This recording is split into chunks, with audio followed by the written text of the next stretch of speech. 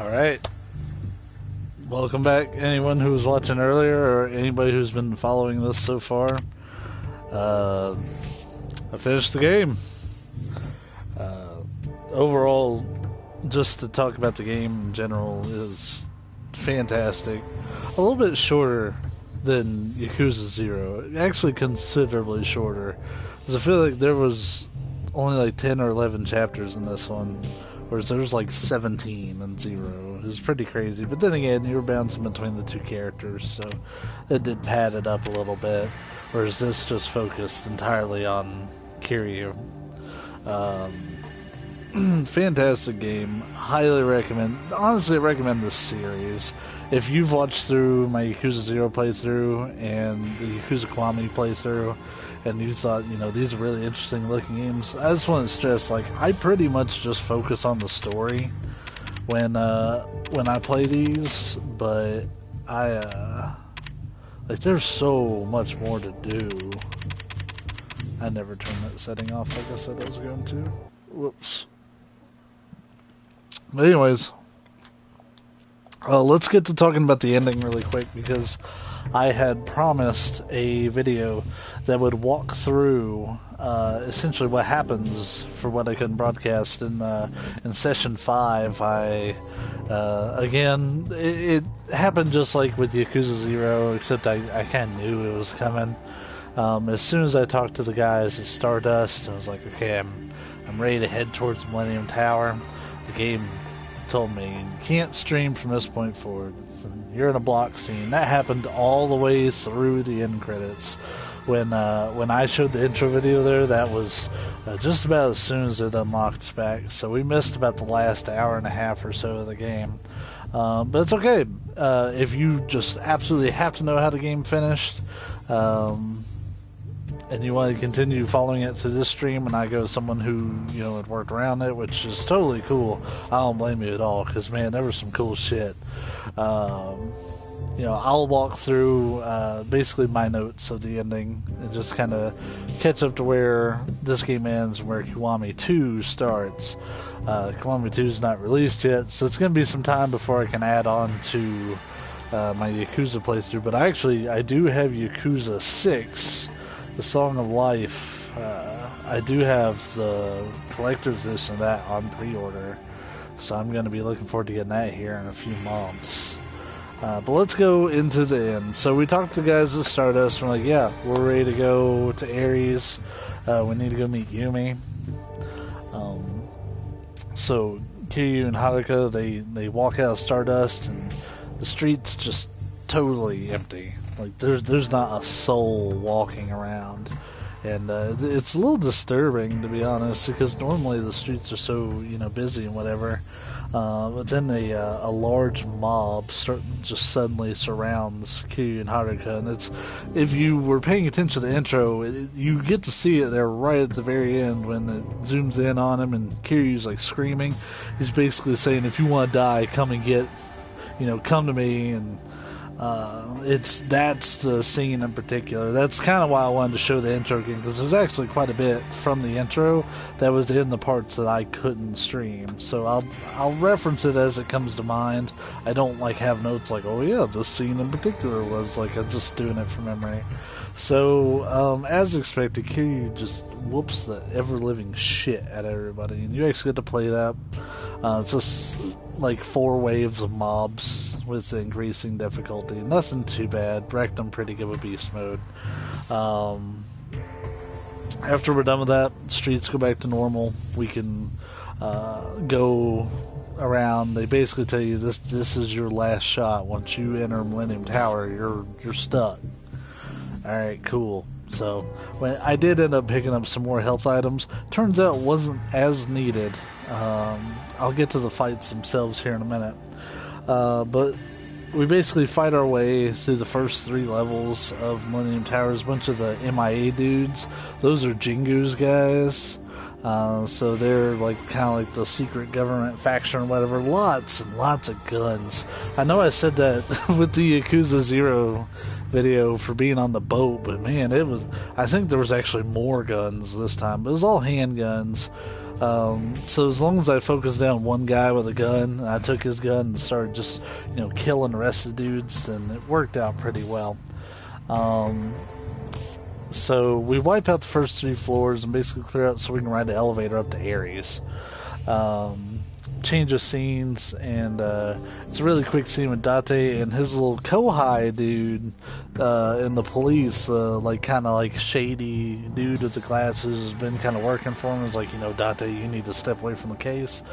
Well, that dude has turned sides and is helping Date at this point because he's kind of had a revelation that working with Jingu is nothing but bad news for this guy, and he's expendable, so he kind of realizes what is actually going on, and it's like, no, you were right the whole time, Date, son, let's get him.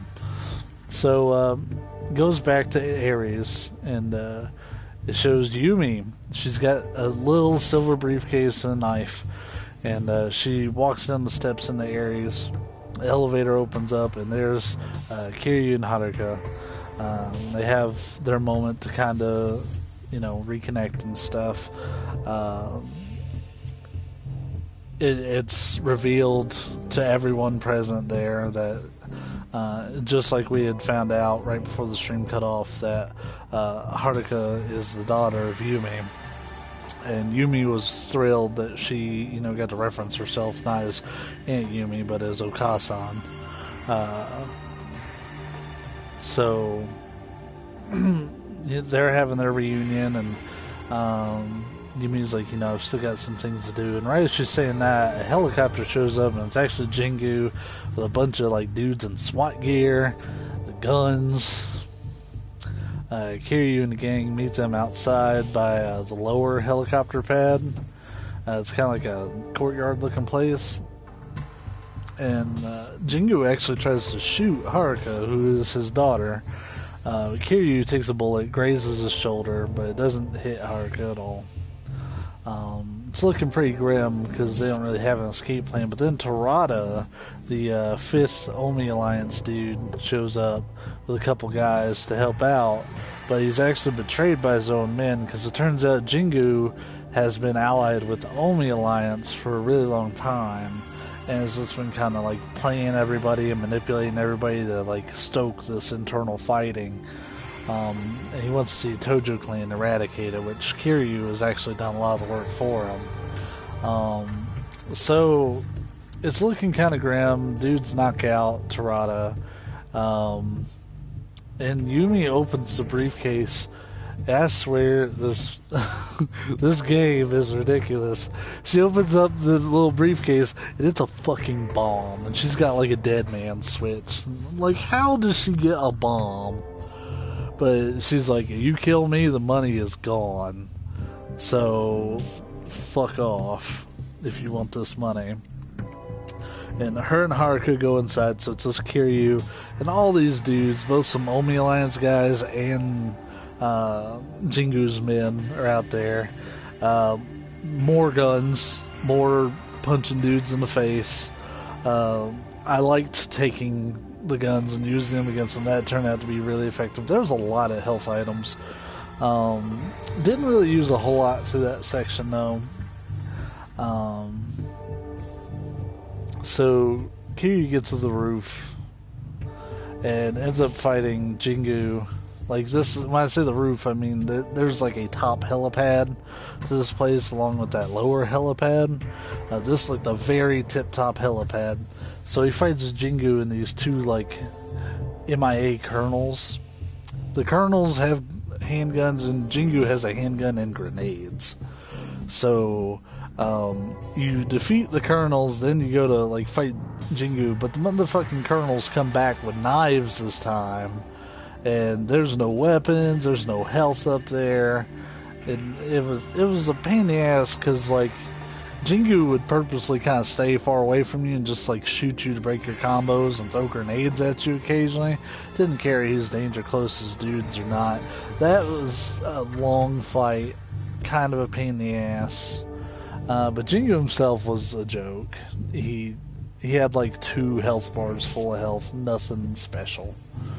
So you fight Jingu, and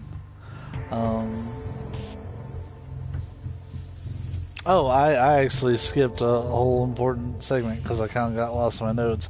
Right before he goes up to fight him, and they're all down there, Kiryu tells Jingu that Sarah, the third chairman, actually knew what Jingu was doing the entire time, and in Sarah's will, he had actually left the spot for the fourth chairman blank, and left it up to Kazuma to fill in who he wanted the chairman. So, as you can expect where it's going from here, it turns out that he had filled in Kiryu's name. So Kiryu is the fourth chairman of the Tojo clan at this point, as per Sarah's will. So that's when he fights Jingu,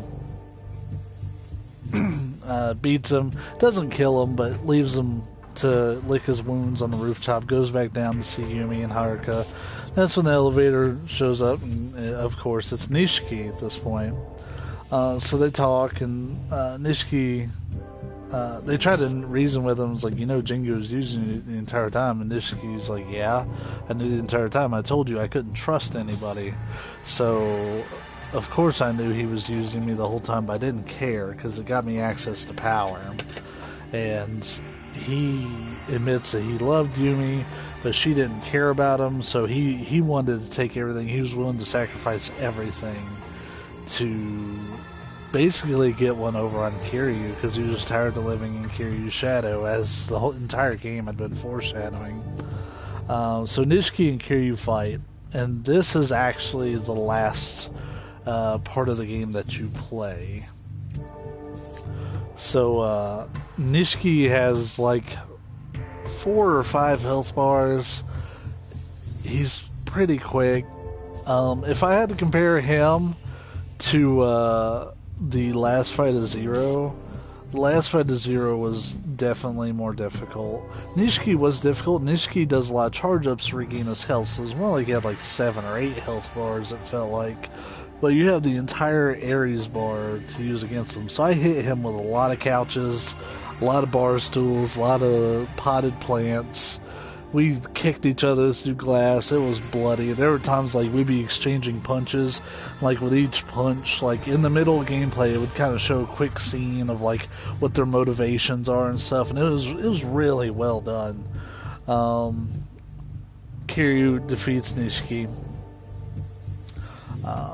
Doesn't kill him, but in typical Kiryu fashion, just kind of leaves him to lick his wounds.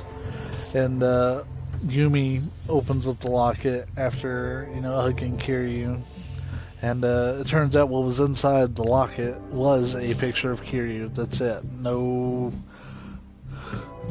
What was in the locket didn't matter at all for it. And basically the entire time that she had her amnesia, she would look at that picture and she knew that this was somebody really important to her, and she could remember all of Kiryu's like mannerisms, but she couldn't actually remember him. But she knew she'd been waiting for him the entire time. So she puts the locket on this like little scanner in the bar, and it scans the entirety of the locket. It doesn't matter whether it was open or closed. For the cutscene in particular, it was closed. But just the locket itself was the key to opening this gigantic safe in the corner of Ares. And there it is, stacked in a gigantic pyramid, 10 billion yen. Jingu sneaks in and shoots Kiryu in the leg. He's about to shoot Kiryu for the death blow, but Haruka stands in front of Kiryu to take the bullet, but then Yumi stands in front of Haruka and is shot. At this point, Nishiki, in kind of a blood rage, takes out a knife and stabs Jingu in the money, or stabs Jingu in the room with all the money. But Yumi had actually set up the bomb in there because she was saying, I have something I still need to do. She had set the bomb up in there and was going to blow up all the money. So Nishiki is shot by Jingu. Him and Jingu are as good as dead. Nishiki kind of owns up and decides to take responsibility for everything, including Yumi dying. and he shoots the bomb and causes the entire room to blow up, killing him, killing Jingu. All that's left after the blast is the dying Yumi, Haruka, and Kiryu. Kiryu, after the blast's over, it rains money onto the street, which is actually a really important scene for Yakuza 4. I know I'm talking about an entirely different game there, but one of the characters, Akiyama, and I had mistakenly referenced Akiyama during Yakuza 0, and I've been thinking about the entire time because I actually thought him and Nishiki were the same person, but they're clearly not at this point. Akiyama is one of the people who gets all, well, not all, but some of that money rains down. He ends up starting a loan office that doesn't work quite like the others, and is actually, not an extortionist. But that's an entirely different discussion for an entirely different game. But just know that this scene has repercussions later in the series.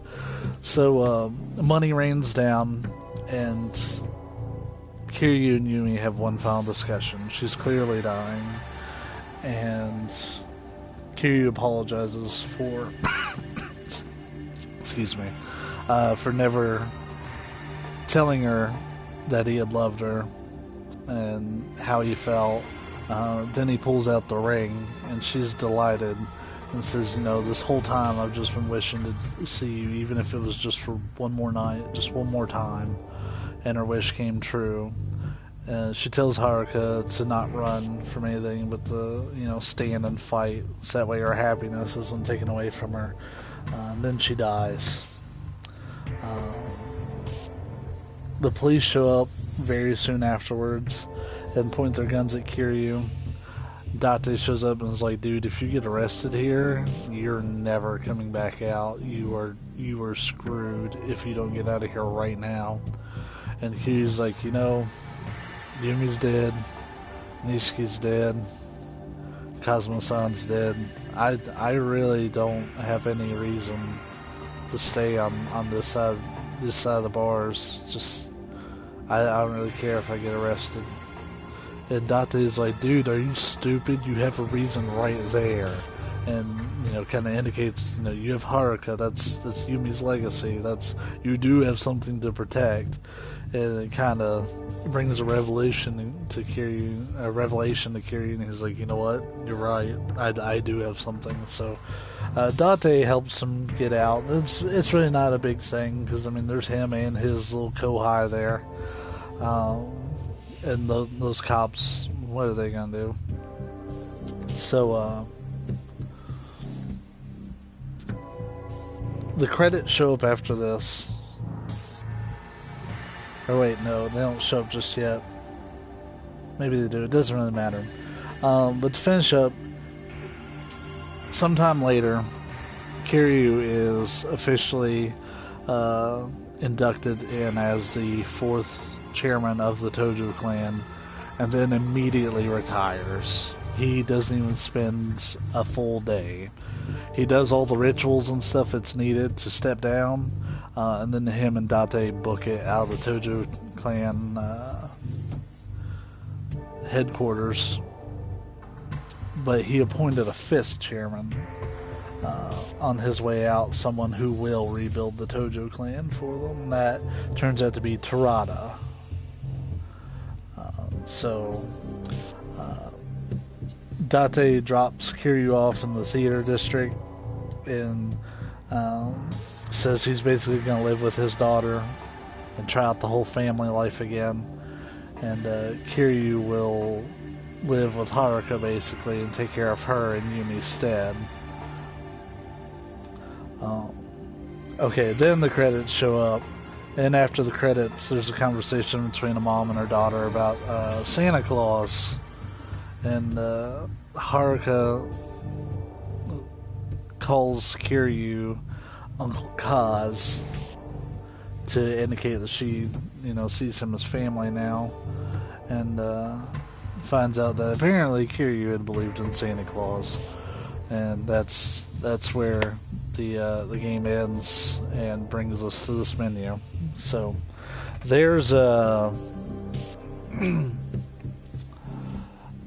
everything in regards to the game as far as the ending. and how that all went down. It's a fantastic game.